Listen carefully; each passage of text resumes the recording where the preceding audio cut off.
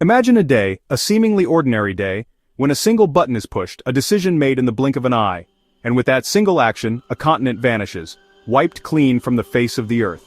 No explosion, no mushroom cloud billowing into the atmosphere, no warning, no frantic broadcasts filling the airwaves, just sudden, absolute absence. One moment, Australia exists, a vibrant landmass teeming with life. The next, it's a steaming void, a new ocean where a continent once stood, a scar on the planet. The world reels not just from the seismic shock, the tremors that ripple across the globe, but from the terror in our souls, the chilling realization of what we are capable of. This isn't science fiction, a fantastical tale spun from imagination. It's the edge we now stand on, the precipice of a future we may not want to face. We've gone from harnessing fire, a symbol of our early ingenuity, to wielding the power to erase entire civilizations, a testament to our destructive potential. The weapon that can erase a continent isn't just a tool of war, a means to an end. It's a declaration that we've become gods without wisdom, wielding power without foresight. The world would awaken in stunned silence, a quiet horror settling over the globe. Maps instantly obsolete, rendered useless by the sudden geographical shift, GPS systems failing. Navigation tools thrown into chaos, lost in a world redefined. And a hemisphere gone, a gaping wound on the face of the planet, a constant reminder of our actions. The psychological impact would be shattering, leaving scars that may never heal. How do you live, work, or dream? How do you plan for a future, knowing the ground beneath you could vanish at any moment? The very foundation of your existence threatened. This is the fear that would define our future, a constant shadow hanging over every decision. Are we builders, creators of progress and innovation? Or destroyers capable of unimaginable devastation? We've created wonders, achieved feats that were once considered impossible, but also perfected annihilation, honed our skills in the art of destruction. The invention of such a weapon is the ultimate test, a trial by fire for humanity, a mirror reflecting our genius, our boundless capacity for innovation, and our capacity for self-destruction, the dark side of our ingenuity. The day a continent disappears is the day humanity must choose its destiny, the path we will forge for generations to come. Will we step back from the brink, retreat from the edge of the abyss, or tumble into oblivion, succumbing to our own destructive tendencies? The choice is ours. The power to shape our future lies within our grasp, and the clock is ticking, the urgency of our situation growing with each passing second. The silence after such an event would echo louder than any bomb, a deafening testament to our failure. To see our future, to truly understand the path we are on, we must remember our past, the pivotal moments that have shaped our present. We must delve into the history that brought us here. The story of the atomic bomb began with Einstein's groundbreaking equation, a simple yet profound statement about the nature of reality. E equals mc squared, a concise formula that held within it the potential for both creation and destruction. It was the key to unlocking the secret that mass and energy are interchangeable, a revelation that would forever alter the course of human history. Scientists, driven by the fear of Nazi domination and the potential for them to weaponize this knowledge, raced against time to build the bomb in the clandestine Manhattan Project, a massive undertaking shrouded in secrecy. In July 1945, at a remote site in the New Mexico desert, the Trinity test unleashed a light brighter than 1,000 suns, a blinding flash that signaled the dawn of the nuclear age. Oppenheimer watched this terrifying display of power, quoting, "Now I am become death, the destroyer of worlds," a chilling reflection on the magnitude of what they had unleashed. A month later, Hiroshima, a vibrant city teeming with life, and Nagasaki were obliterated, reduced to smoldering ruins in an instant. Hundreds of thousands dead in moments, their lives extinguished in a flash of unimaginable heat and force. The world saw the horror, the devastation wrought by this new weapon, not just the blast, the immediate destruction, but the radiation, the invisible killer that lingered long after the initial explosion, the black rain, the contaminated water, the poisoned earth, the generations of suffering, the long-term health effects that plagued survivors and their descendants. The nuclear age was born, a new era defined by the awesome power of the atom, and with it, the chilling doctrine of mutually assured destruction, a precarious balance of terror. For decades we lived under the shadow of annihilation, the constant threat of nuclear war hanging over our heads, a peace maintained by terror, a fragile stability built on the brink of unimaginable destruction. The lesson, etched in the ashes of Hiroshima and Nagasaki, is that our ingenuity, our relentless pursuit of knowledge, can lead to our own extinction. Nuclear weapons are a ghost that haunts us still, a constant reminder of our capacity for self-destruction, a warning of what greater powers, wielded without wisdom, might bring. The bomb was not just a bigger weapon, an escalation of existing conflicts, it was a new kind of terror, a threat to the very survival of our species. We crossed a threshold, a point of no return, from which there is no return, a line we can never uncross. The question now, as we stand on the precipice of even greater technological advancements, is what comes after the bomb? What safeguards can we put in place to ensure that such power is never again unleashed in such a devastating way? Nuclear bombs split atoms, a process we've harnessed to unleash tremendous destructive force. They represent a pivotal moment in human history, a stark demonstration of our ability to manipulate the very building blocks of matter, releasing immense energy, a blinding flash that signifies the raw power contained within the atom.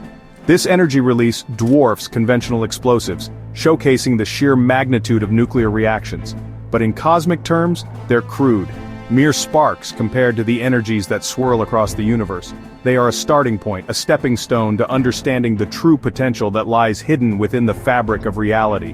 What's next? What lies beyond the splitting of the atom? What new frontiers of power await our discovery?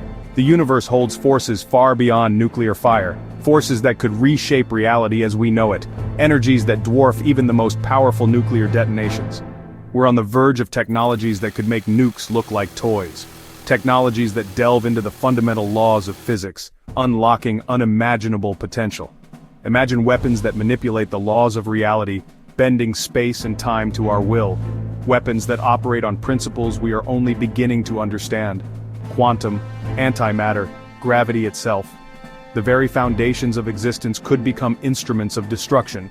A quantum weapon could rewrite reality at the subatomic level, altering the very nature of matter and energy. Imagine the possibilities and the terrifying consequences. An antimatter bomb would annihilate matter, converting it all to energy in a cataclysmic explosion, a force of unimaginable power, capable of obliterating entire cities in an instant. A gravitational weapon could create a black hole, devouring everything in its path with unstoppable force. A cosmic vacuum cleaner, erasing anything that dares to come near. An orbital solar mirror could silently incinerate cities from space, focusing the sun's energy into a beam of pure destruction. A silent, invisible killer striking from the heavens. These aren't comic book fantasies, outlandish ideas confined to the realm of fiction. They're rooted in real physics, in the very laws that govern our universe. They are extrapolations of existing scientific principles, pushed to their theoretical limits. Each new weapon taps deeper into the cosmos, drawing upon ever more fundamental forces, making fission and fusion seem primitive, like the first tentative steps of a child learning to walk. Our drive to discover is double-edged, a relentless pursuit of knowledge that can lead to both salvation and annihilation. Every breakthrough can heal or destroy, offering the potential for unprecedented progress or unimaginable devastation. The dawn of these powers is inevitable, a consequence of our insatiable curiosity and our relentless pursuit of technological advancement. When it arrives, the Cold War will seem like a minor dispute, a playground squabble compared to the potential for global annihilation that these new weapons represent. The test will be not just of our technology but of our wisdom, our ability to control the forces we unleash and to use them for the benefit of humanity rather than its destruction. Will we survive our own genius? Or will our relentless pursuit of power ultimately lead to our demise? Welcome to quantum physics, where reality gets weird. Quantum entanglement links particles across any distance. Change one and the other responds instantly. Now imagine weaponizing this, a quantum entanglement weapon. No explosions, just instant invisible sabotage. Entangle a person's brain with lab particles, alter their mind from anywhere instantly. Scale it up, disentangle a tank's atoms and it collapses to dust. This isn't about blowing things up, it's about erasing them from existence. Defense? Almost impossible. How do you shield against a force that ignores space and time? Warfare would become silent, secret, and devastating. Reality itself becomes the battlefield. Quantum power makes today's weapons look primitive. For every particle, there's an antiparticle. When they meet, they annihilate, turning all mass into pure energy. Nuclear bombs convert less than 1% of mass to energy. Antimatter converts 100%. 1 gram of antimatter equals 43 kilotons of TNT, twice Hiroshima's bomb from a speck. A baseball-sized chunk could dwarf the largest nuclear blast ever. The challenge making antimatter and storing antimatter, which annihilates on contact with matter. But human ambition finds a way, especially in war. If mass production becomes possible, antimatter becomes the ultimate weapon.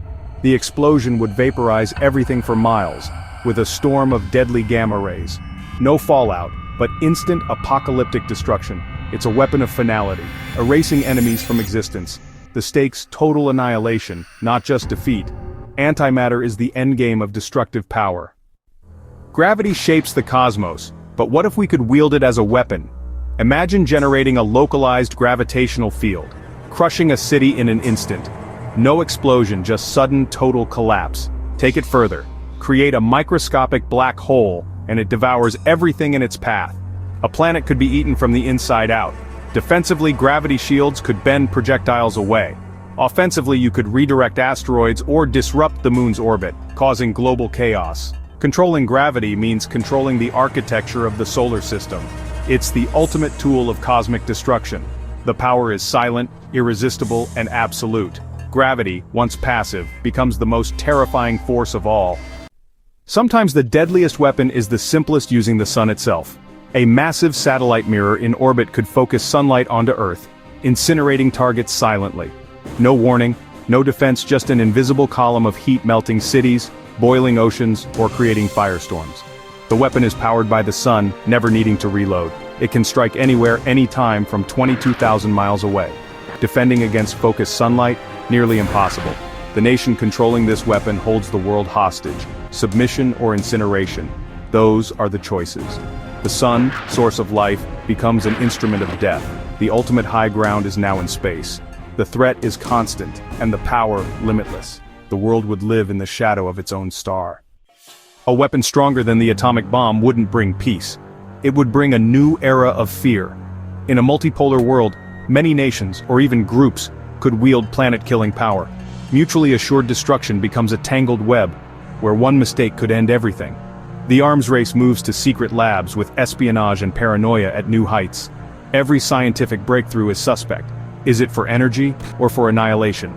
The psychological toll would be immense, constant, acute dread. Imagine living with the knowledge that your city could vanish at any moment. Trust between nations would evaporate, replaced by suspicion and high alert. Every dispute risks ultimate escalation. Scientists would be haunted by their creations, torn between progress and destruction. The public would be divided. Disarm or dominate. We'd be trapped in a race where the finish line is oblivion. We stand at a crossroads. Our intellect can create wonders or doom. The power to manipulate reality isn't evil, it's just power. Like fire, it can warm or destroy. We are the universe becoming self-aware, with a duty not to extinguish this rare spark. Building a world-ending weapon is the ultimate act of cosmic vandalism. The challenge isn't to halt progress, but to grow our wisdom and empathy as fast as our technology. The same power that can destroy can also heal and explore and uplift. Antimatter could fuel starships. Gravity control could build wonders. Quantum knowledge could solve our greatest problems. The choice: use our minds to hurt or to heal and explore. This is the test of our maturity as a species. We are children of the stars, holding creation and destruction in our hands. Let's choose to be gardeners, not executioners. Let's build a future worthy of our cosmic origins.